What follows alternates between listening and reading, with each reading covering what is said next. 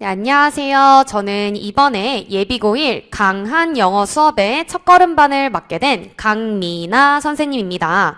자, 먼저 제 수업의 강좌 커리큘럼과 계획을 설명드리기 전에 제 소개를 짧게만 먼저 드리고 시작하겠습니다. 저는 2년 이상 현직 교사로 경험한 근무 경력이 있습니다. 그렇기 때문에 저희 중학교 친구들이 어떤 부분이 이제 고등학교 진학하기 전에 영어 학습에 필요한지, 또 실제로 고등학교 입학을 했을 때 저희 아이들이 어떤 부분에서 영어 학습에 어려움을 겪는지 누구보다 잘 알고 있습니다. 자, 그렇기 때문에 지금부터 저 강민아 선생님과 함께 어떻게 해야 영어 대비를 철저히 잘 준비할 수 있는지 들어보도록 하겠습니다. 자, 우리 고등학교 진학에 앞서서 우리 친구들이 대부분 많이 하고 있는 걱정이 대체 중학교와 고등학교 영어는 어떤 부분이 차이점이 있을지라고 생각을 할 수 있는데요. 중학교와 고등학교 영어는 크게 어법과 어휘에서 정말 큰 차이가 있습니다. 자, 그렇기 때문에 제 강좌 수업은 이번에 딱 한 문장으로 정리를 해드리면 고등학교 수준의 어법 그리고 어휘에 대한 기본적 개념에 집중을 하고 8주 동안 그 정확한 개념과 적용법을 파헤치는 과정이라고 볼 수 있습니다. 자, 여기서 말하는 적용법은 사실 굉장히 고등학교 수준에서 중요한 부분인데요. 먼저 어법과 어휘가 이렇게 다르면 어떻게 다른지에 대한 설명을 드리도록 하겠습니다. 자, 중학교 영어는 단편어법이라고 해서 각 본문마다 해당 단원마다 중요하게 강조하고 있는 핵심 어법이 있습니다. 예를 들어 1과에서는 관계대명사가 핵심 어법이라고 했다면 2과 3과에서는 관계대명사라는 어법을 전혀 다루지도 않고 심지어는 시험 문제에도 전혀 출제가 되지 않는데요. 이럴 때 생기는 문제점은 관계대명사라는 개념을 그때는 학습을 했지만 이후에 점차 시간이 지날수록 우리 중학교 친구들은 기억 속에서 그 개념을 사라지게 하게 되고 또 심지어는 어떤 관계대명사라는 개념이 문장 속에 녹여서 나올 때도 이것이 관계대명사인가? 라는 부분에 대한 포인트를 못 잡을 때도 있습니다. 자, 그러면 고등학교는 이 중학교와 어떤 차이가 있을까요? 고등학교는 통합어법이라고 해서 전반적으로 우리 고등학교 수준에서 알아야 하는 어법을 선생님들이 이미 알고 있다는 전제 하에 시험 문제를 출제하십니다. 그렇기 때문에 아이들이 그날의 해당 문법인 관계대명사, 접속사 이런 것이 아니라 모든 문법의 개념을 이미 머릿속에 숙지를 하고 있어야 고등학교를 입학을 하였을 때 문제를 잘 풀 수가 있는데요. 자, 이러한 통합어법이 그럼 문제에 어떻게 실제로 적용이 됐는지 한번 살펴보도록 하겠습니다. 자, 한번 어법 문제를 읽어보도록 하겠습니다. 다음 글의 밑줄 친 문장 중 어법상 틀린 것을 모두 고르시오 라는 문제인데요. 자, 문제만 읽어도 알겠지만 어떤 어법이 틀린 건지 전혀 말해주지 않았고 그냥 어법상 틀린 것을 모두 고르시오 라는 문장으로 문제가 출제가 되었고 심지어는 그 밑에 이제 밑줄이 쳐져 있는 친구들이 A부터 E까지 혹은 가나다라 마바사까지 굉장히 다양한 문장이 밑줄이 쳐 있게 됩니다. 자, 이럴 때 아이들에게 필요한 능력은 내가 이미 알고 있는 어법의 개념을 적용시켜서 이 문장이 이런 어법이 잘못된 것 같다라는 것을 캐치해낼 수 있는 능력인데요. 자, 이러한 능력을 기르기 위해서는 저 강민아 선생님이 이번 첫걸음반 수업에서는 어떻게 수업을 진행하는지 말씀을 드리겠습니다. 자, 기본적으로 당연히 문법의 고등학교 통합어법 개념을 1주차부터 8주차까지 매 회차별로 진도를 나가게 되는데요. 이 개념을 학습한 것에 그치는 것이 아니라 이 문법 개념이 어떻게 실제 고교 내신 문제에 적용이 되는지 그리고 실제로 모의고사 29번 어법상 틀린 것을 고르시오 라는 문제에는 이 어법 개념이 어떻게 적용이 되는지에 대한 설명이 들어가는 것이 바로 수업의 특징입니다. 그래서 중요한 건 1부터 8주차까지 개념을 학습을 한 이후에 개념을 학습한 그 당일날 이 개념이 적용된 고교 문제를 풀리는 것이 바로 아이들에게 굉장한 적용법 학습에 도움이 되는 부분이라고 말씀드릴 수 있습니다. 자, 그럼 두 번째로는 이제 어휘는 대체 중학교와 고등학교가 어떻게 다른지에 대해서 말씀을 드리면, 어휘는 중학교는 어법과 마찬가지로 사실 해당 단원 혹은 해당 본문의 어휘만 조금 강조되는 부분이 있습니다. 그러나 고등학교는 이렇게 말을 할 수 있습니다. 배우지 않은 어휘, 심지어는 수업 시간에 선생님이 전혀 한 번도 언급해 주시지 않았던 어휘가 객관식과 서술형에 심지어 출제가 되게 됩니다.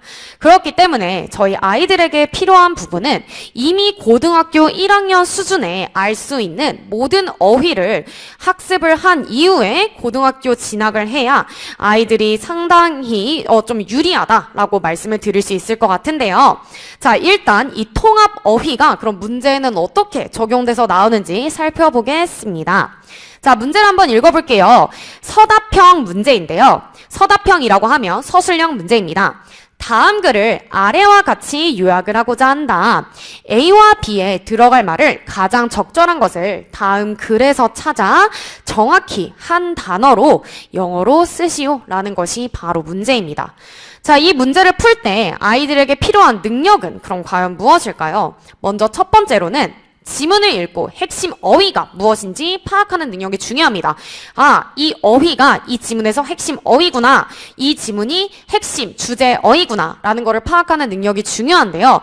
사실 이 능력은 내신 문제 같은 경우는 본문을 이미 충분히 학습을 한 친구라면 잘 쉽게 찾아낼 수 있습니다. 자, 근데 두 번째로 아이들에게 필요한 능력은요. 이 어휘를 요 문장에 맞게 다양한 품사로 변형할 줄 아는 능력입니다.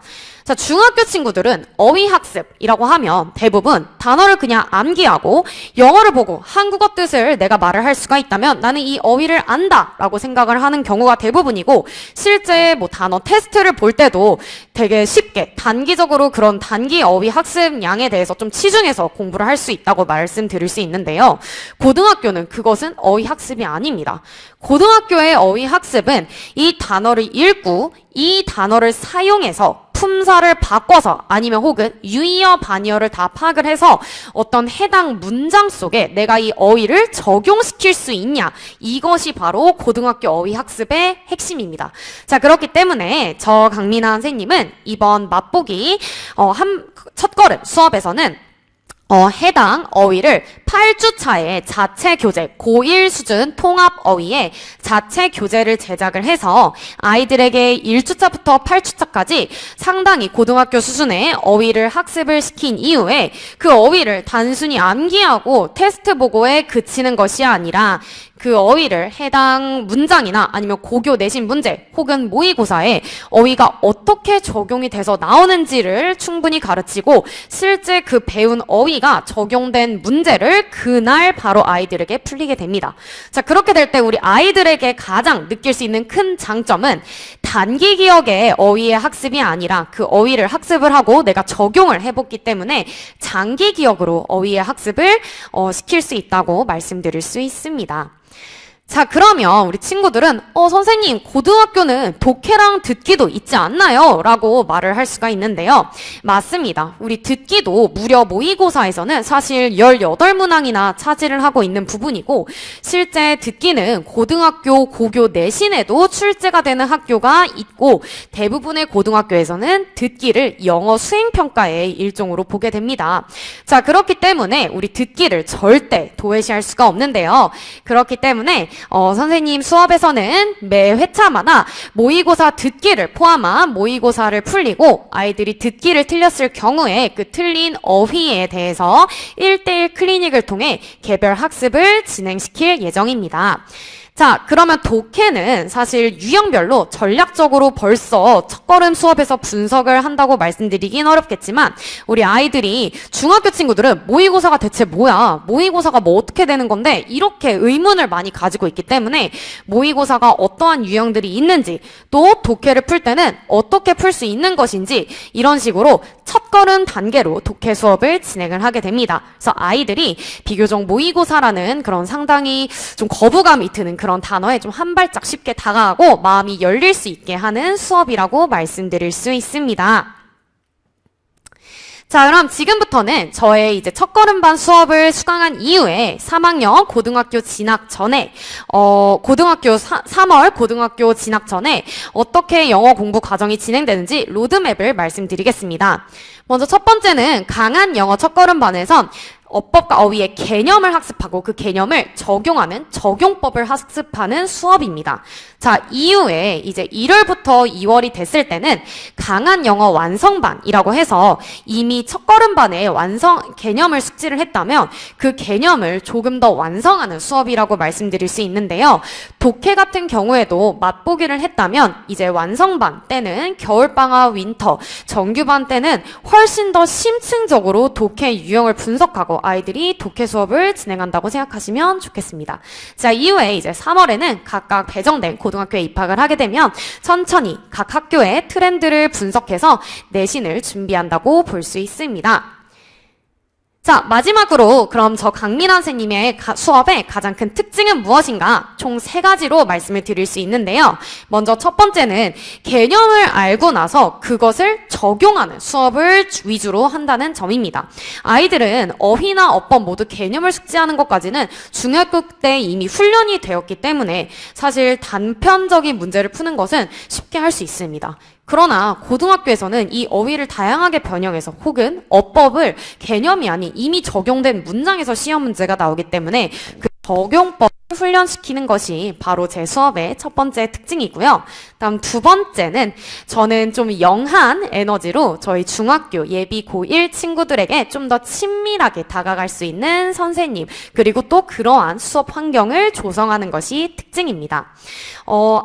사실 중학교 친구들은 아직까지도 고등학교 수준의 그런 긴 수업에 사실 적응을 잘 못하고 또 심지어는 내가 왜 공부를 해야 되지? 라는 아직도 동기부여가 되지 않은 학생들이 너무나도 많습니다. 그렇기 때문에 좀 더 언니, 누나와 같은 그런 친밀한 선생님이 아이들에게는 필요로 되는데요. 저 강민아 선생님은 그렇게 아이들에게 좀 친밀하게 다가가고 활발한 온 오프라인 소통을 통해서 아이들이 조금 더 동기부여가 될 수 있도록 도움을 줄 수 있다라고 말씀을 드릴 수 있고요. 마지막 세 번째는 아이들이 조금 더 자기주도 능력이 향상될 수 있도록 1대1 개별 클리닉을 선생님이 직접 시행한다는 부분입니다. 사실 수강생이 많은 경우에는 선생님들이 조교 선생님을 활용을 하시거나 아니면 단어 시험을 볼 때도 단어 시험을 통과하게 되면 그냥 아이들을 집에 보내는 경우가 좀 있다고 말씀드릴 수 있는데요.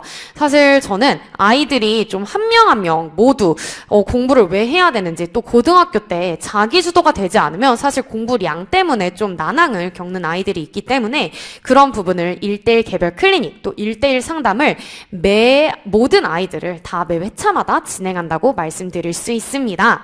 자, 이상으로 저 강민아 선생님의 강한 영어 첫걸음반에 대한 수업 설명회를 마치도록 하겠습니다. 감사합니다.